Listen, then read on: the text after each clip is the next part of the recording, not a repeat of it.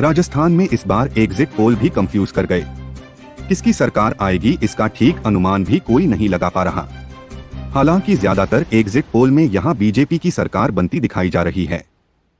राजस्थान में exit poll जारी होने के बाद अब सबकी नजरें चुनावों के आधिकारिक परिणाम पर टिक गई हैं। एग्जिट पोल सही दिशा नहीं दिखा पा रहे हैं, लेकिन ज्यादातर में बीजेपी का पलड़ा भारी बताया गया है। बीजेपी में सीएम चेहरे को लेकर एग्जिट पोल जितना ही कंफ्यूजन है।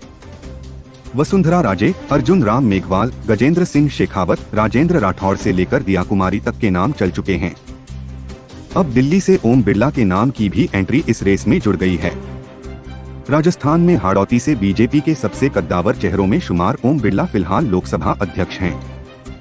उनका कार्यकाल मई में पूरा हो रहा है।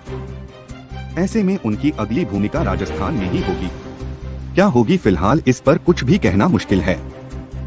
हालांकि इस बार यहां टिकट बंटवारे में जिस तरह से उनकी भूमिका रही उसे देखते हुए यह माना जा रहा है कि वे राजस्थान की राजनीति में वे अपने लिए कोई अहम भूमिका तलाश रहे हैं। वजह यह है कि चुनाव के लिए मतदान खत्म होने के बाद भी बीजेपी में कोई भी खेमा खुलकर सक्रिय नजर नहीं आ रहा।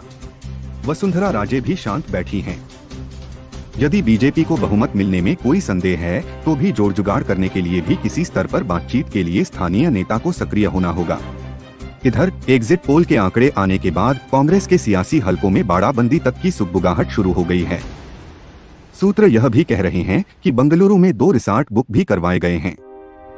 3 दिसंबर को नतीजे यदि बहुमत से कम पर टिके तो बाड़ाबंदी तय है।